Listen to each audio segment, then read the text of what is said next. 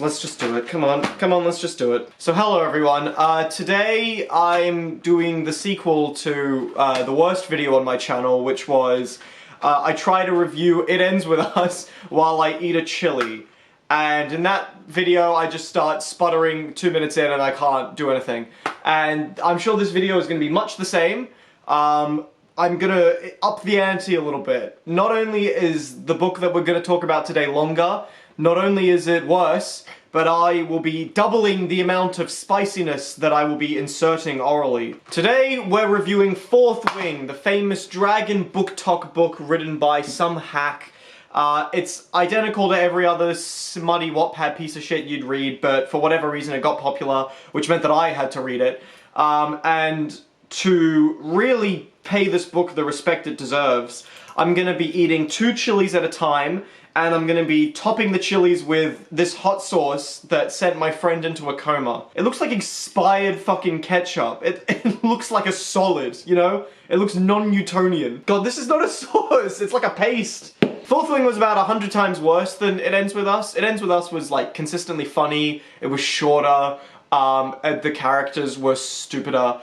In this book, it's more boring, and there's long stretches of this book where nothing happens and it was just pissing me off. Alright, let's put the hot sauce on. Oh god. I'm gonna dip it in, I don't care. Alright, there we go, look at that. Oh my god, look at the glaze on it. Oh, fucking hell. What a stupid idea. I got one lick of it and I'm fucking like... Oh, I'm not even gonna be able to speak. Alright. That's one. I'm not doing the second one just yet. I'll leave it for a little bit. Okay, so Fourth Wing is the story of a woman. Oh, I can't even swallow. Ah! Fourth Wing is a story of a girl who learns to ride dragons. And she has to train to bond with them and to fight. And meanwhile, there's this hot 7-foot guy who she thinks is really hot, and she tries to fuck him, but his father killed her brother or some shit, so they hate each other, or the other way around, and then eventually they learn to fuck, and that's the story of Fourth Wing. Thanks, thanks guys, see you next time. Wow, so this book is just like a cobble together of other fantasy. Namely, like Divergent, and How to Train Your Dragon, and a bunch of other YA shit. So, the reason this book doesn't get criticized the way it should is because the people who read fantasy are like losers, and people who can't read normal books. And this author is a loser who can't write normal books. Wow, this is hot. Speak!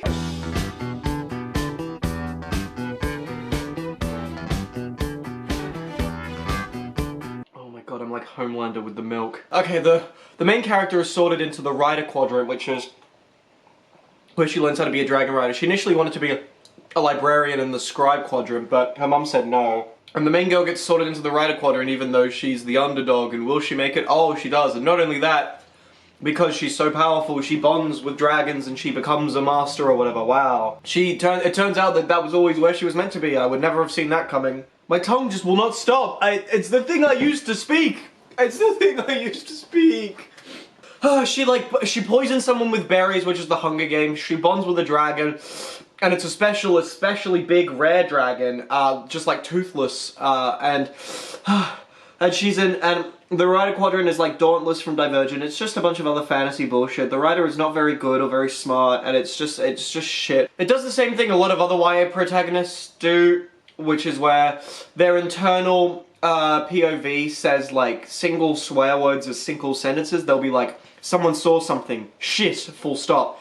And that's identical to what protagonists like Triss do.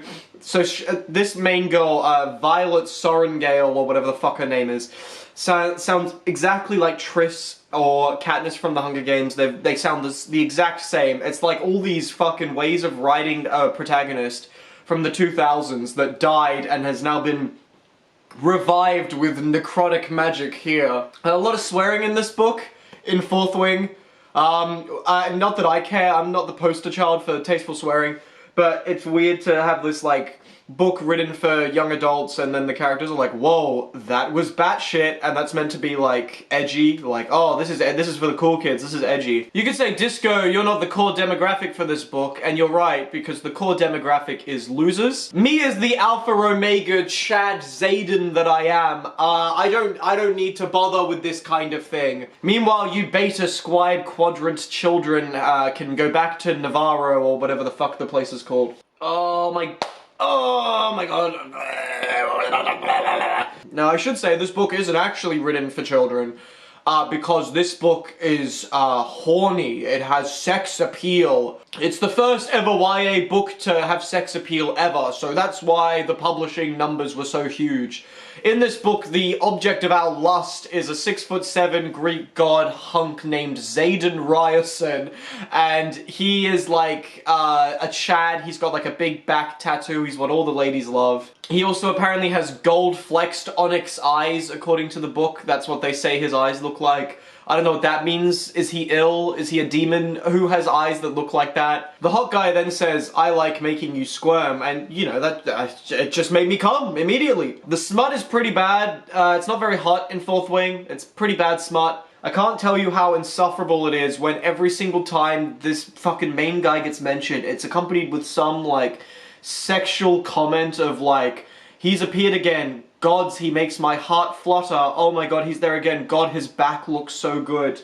And it was like, it was so fucking annoying. And that was like 50% of the book. Like, what will happen is the woman will be doing something and then he'll come into a scene and she'll be like, wow, he's wearing his armor so well. He looks so sexy in it. And then he'll come over to her and just mansplain her for a little bit and then leave. And I mean, you know, I thought it was funny at first, but it got really fucking boring really quick. When the smut did come in properly at chapter 30, everything before that was like all of these exposition dumps about like, wow, you've ridden a dragon, you have lightning powers, and oh my god, I've bonded with 2 dragons instead of 1, isn't that crazy? And then it just randomly jumps into the smut and the guy saying things like, I can't wait to feel you come around my cock. And I thought that was hilarious in like a 15-year-old boy kind of way. I was like, ah, come! It's coming back, it's in waves, bro, it's like tides. We're back to high tide. Oh! My neighbors are gonna call at this rate if I keep screaming like this. They're like mid-fucking and the writing is like, oh my god, I memorize his sinewy back. Oh my god. Oh, and he taps me from behind and it's just so steamy. And then randomly the main girl says like, I'm on the fertility suppressant. And it made me realize that they can't say I'm on the pill because it's a fantasy universe. They have to say I'm on the fertility suppressant. And that made me laugh. I'm not eating another one with the hot sauce. That basically ended my life. I'm gonna eat a normal one because if I remember from last time, I could speak through it. Alright, yummy little nibble. Oh, this one's very red. Jesus. So I have chapter breaks. That's the end of the smut chapter. We're now gonna move into the exposition chapter, which is a long chapter. So I'm gonna eat this now. I'm gonna get on with it. The author was, shall we say, aggressive with her exposition. Here's a fantastic quote from chapter 1 that I noted down. It's not the first time I've heard her curse the sickness that nearly killed her while she was pregnant with me, or the library Dad made my second home once she'd been stationed here at Basquiat as an instructor and he as a scribe. Holy fuck, the sheer fucking front-loading of that exposition, it's the exact same energy as that fucking Madam Web quote. He was in the Amazon with my mom when she was researching spiders right before she died. And yet for whatever reason this doesn't get clowned on, but that does. Get the fuck out of here, it's the same thing. It's like 7 or 8 pieces of information in one sentence in chapter 1. You've got to clap for that. It's so bold. Oh, the fucking chili. I'm picking the fucking seeds out of my mouth. Oh my god. Okay, let's keep going. Fuck. Now, I can't accuse the author of doing this, because it would amount to defamation if I said that. But there were parts in this book that reminded me of some AI writing that I've seen. Not saying the author did that. Oh my god. But it kind of felt like AI. Not saying it was. That's defamation. I'm saying it reminded me of it.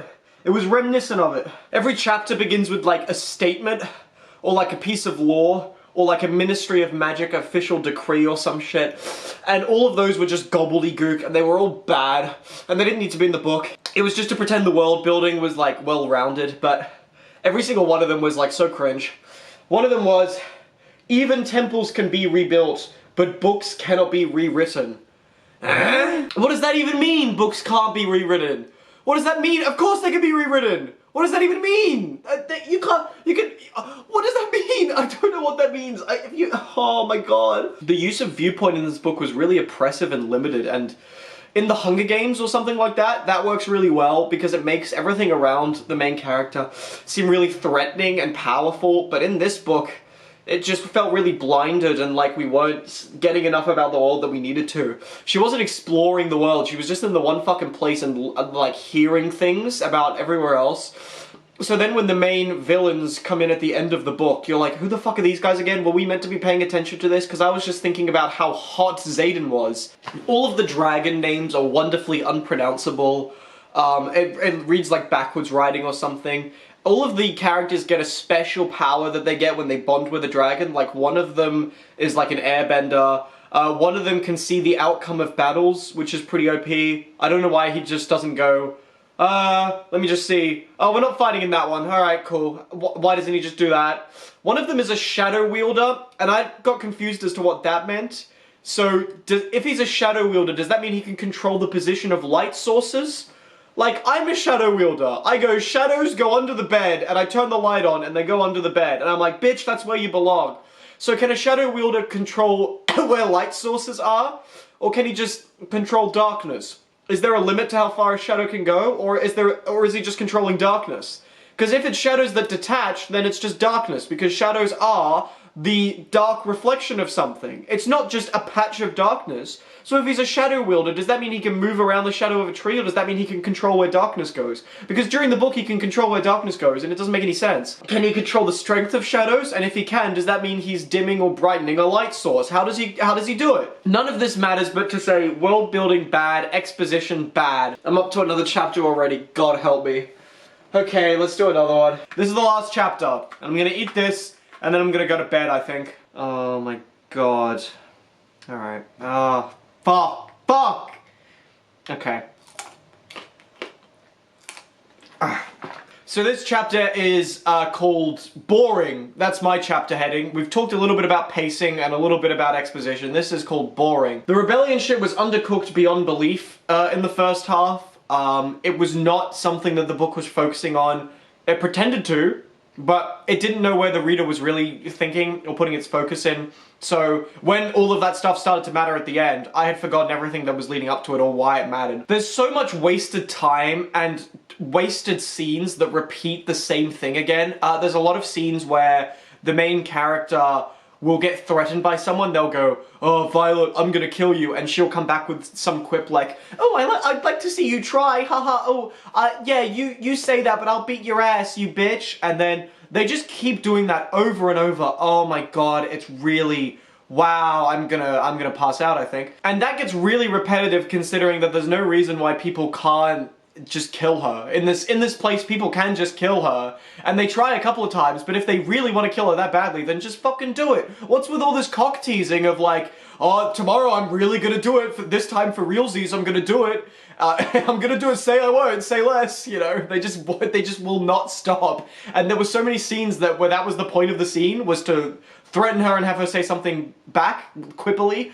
And I just wish they'd cut those down, because it was like 100 pages out of the book that wouldn't need to be there. I think the author at a couple of points realized that what they were doing was boring and bad and cliche, so they had to be self-referential, and I hated that more than anything. That made me so mad. There's a bit where one of the characters calls another character a cliche, and that made me so viscerally angry of like, okay, so you knew this was bad, but you still just fucking did it. You're like, oh, this person is acting like a cliche, but because I said that they were, and a character said that they were, it means it's okay. Like, shut up. What happens is all the smut happens, and you go, I knew this was what the point of the book was going to be. This is finally the payoff. And then they start hitting you with plot twists and important shit at the end, and you're like, hold on, was this what mattered? I don't remember what any of this is. They'll be like, oh, her brother's still alive, oh, there's special magicians with dark powers, and it's like, this is so bad, and nobody who was reading it cared. I guarantee nobody cared. And you can tell because the final battle just comes out of nowhere. They're just talking about fucking nothing for a little bit, and then at the end they're like, oh, there's a final battle and we have to fight someone, and then they fight them and that's the end. It's like, what? Where did this come from? It hasn't mattered the rest of the book. There's been no, like, fighting or shit like that for the whole rest of the book, and then at the end they're like, oh, this is what you should have been caring about. Like, what? It's like those ads for the school shooter where the school shooter's in the background, and then at the end they're like, this is who you should really have been focusing on. They switch character viewpoints for one chapter at the very end of the book. It changes, instead of Violet Sorrengale, it changes to Xaden Riorson.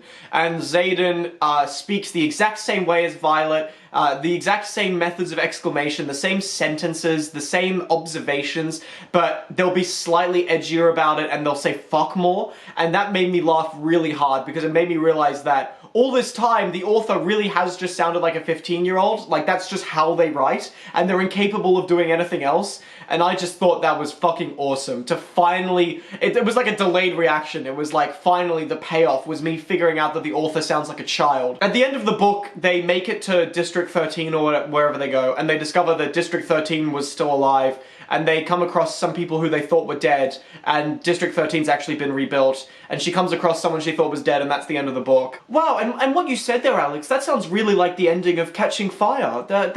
But no, don't be silly, you don't get it, you silly little fool. This book has dragons in it. Did Hunger Games have dragons in it? No.